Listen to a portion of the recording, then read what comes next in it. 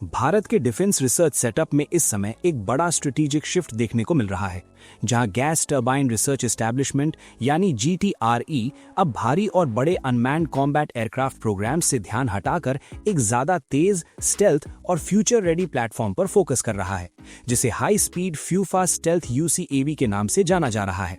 इसका सीधा मतलब यह है कि भारत अब ऐसे ड्रोन विकसित करना चाहता है जो दुश्मन के एयर डिफेंस सिस्टम को चकमा देकर बहुत तेजी से अंदर घुस सकें और सटीक हमला कर सकें। पहले जो RSPA यानी remotely piloted strike aircraft project था, वो आकार में बड़ा और भारी था, लेकिन उसमें स्पीड और स्टेल्थ के मामले में कुछ सीमाएं थीं, जिसकी वजह से मॉडर्न वॉरफेयर में उसकी उपयोगिता थोड़ी कम मानी जा रही थी। आज की लड़ाई में सिर्फ ताकतवर होना काफी नहीं है, बल्कि तेजी, छुपकर हमला करने की क्षमता और दुश्मन के राडार से बचना सबसे ज्यादा जरूरी हो गया है। GTRE का ये नया फोकस इस बात को दिखाता है कि भारत अब फ्यूचर एयर कॉम्बैट की जरूरतों को समझते हुए अपनी टेक्नोलॉजी को उसी दिशा में ढाल रहा है।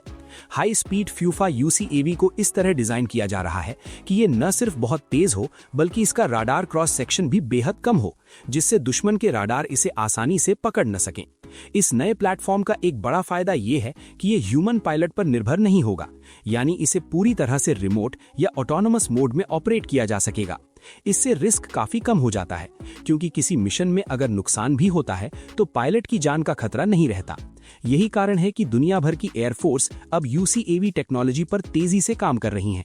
भारत के लिए ये बदलाव इसलिए भी जरूरी है क्योंकि आसपास के देशों, खासकर चीन, पहले से ही एडवांस्ड स्टेल्थ ड्रोन और हाइपरसोनिक प्लेटफॉर्म्स पर काम कर रहा है।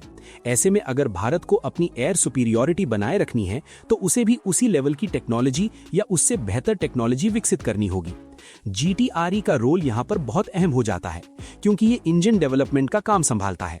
किसी भी हाई स्पीड और स्टेल्थ प्लेटफॉर्म के लिए एक पावरफुल, एफिशिएंट और रिलायबल इंजन होना बेहद जरूरी होता है। अगर इंजन सही तरीके से काम नहीं करेगा, तो पूरा प्लेटफॉर्म अपनी क्षमता के अनुसार प्रदर्शन नहीं कर पाएगा।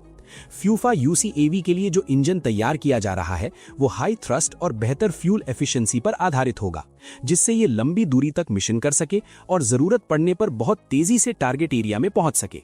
इसके साथ ही इसमें हीट सिग्नेचर को भी कम रखने की कोशिश की जाएगी, जिससे इंफ्रारेड ट्रैकिंग सिस्टम से भी बचा जा सके। इस प्रोजेक्ट का एक और महत्वपूर्ण पहलू ये है कि इसमें नेटवर्क सेंट्रिक वॉरफेयर की क्षमता होगी, यानी ये दूसरे एयरक्राफ्ट, सैटेलाइट्स और ग्राउंड सिस्टम्स के साथ जुड़कर काम कर सकेगा। इससे रियल टाइम में डेटा शेयरिंग और बेहतर डिसीजन मेकिंग संभव होगी, जो मॉडर्न बैटलफील्ड में बहुत जरूरी है। RSPA प्रोजेक्ट को पूरी तरह से बंद नहीं किया गया है, लेकिन फिलहाल उसकी प्राथमिकता कम कर दी गई है, ताकि ज्यादा रिसोर्स और फोकस फ्यूफा UCAV जैसे एडवांस्ड प्रोजेक्ट पर लगाया जा सके। ये एक तरह से रिसोर्स ऑप्टिमाइजेशन का फैसला है, जहां सीमित समय और बजट में ज्यादा प्रभावी परिणाम हासिल करने की कोशिश की जा रही है। इस पूरे बदलाव से ये साफ हो जाता है कि भारत अब पारंपरिक सोच से आगे बढ़कर फ्यूचर रेडी डिफेंस सिस्टम्स पर काम कर रहा है।